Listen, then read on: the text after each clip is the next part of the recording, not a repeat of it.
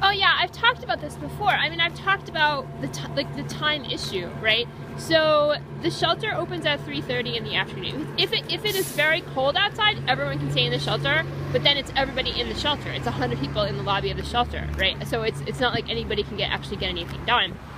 Usually you have to be out by 8:30, then you can come back at 3:30 in the afternoon. The only exception to this is Sunday. Sunday, no matter what the weather is, everyone can stay in if they want to. Others, there's nothing to do except like watch TV, right? And then it's also very, very loud the whole time. You know, there's just homeless people around the entire time, right? So it's very, very difficult to study in a shelter. Yeah, and then dinner is at 5. Then they do the lottery at 6. And then you're supposed to go up and take your shower. The shower process is basically 100 homeless women having to use 7 showers in turn to get everybody showered before they go to bed, right? So it's the entire process is like, I mean, it basically takes hours. You're standing there in line, you're waiting for your shower, you have to get in, you're supposed to get 10 minutes, then you have to get out, then you have to, and throughout all of this, you have to carry your stuff around with you. It's not like it's your own bathroom where you have your things set out where you can just pick them up and put them down after you use them. You have to like, you're a bag lady you call it a bag lady for a reason, you know, which is that you have to carry your stuff around in bags. So then you have to go over to, you know, you have to find a sink. Hopefully nobody's using one, you know, of sinks that are there. You have to find one that's available. Then you have to put your stuff down. You usually have to clean, you know, clean the area around it.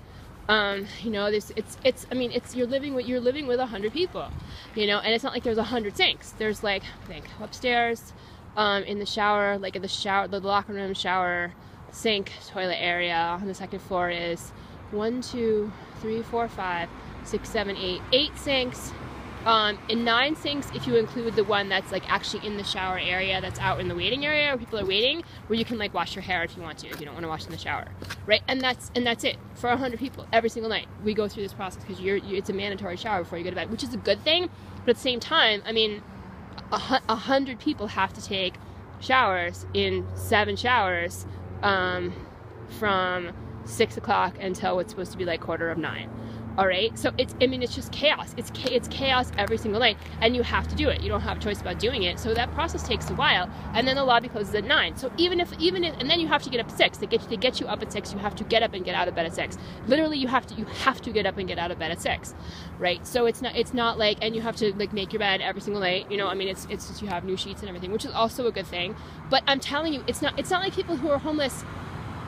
It's not like people who are homeless and also trying to do something with their lives are just like have all this extra time. You don't have that. You have to live your life according to the schedule of the people on whom you are dependent, and that's all there is to it. And you have to do that until you're able to do something for yourself. Like in terms of like, I mean, who do you think really wants to be homeless? Nobody wants to be homeless. Like I don't show up in these places to sit for a couple of hours because I just feel like being homeless and I want to spend people's money and I want to be in some fancy place. Do you know what I'm saying? I mean, I go to these places because there's something I have to do. Or sometimes I go just because I don't feel like being in a shelter right then. You know what I'm saying? I mean, and who are you to judge me when you have no idea what it's like? You have no idea. Most of the world doesn't.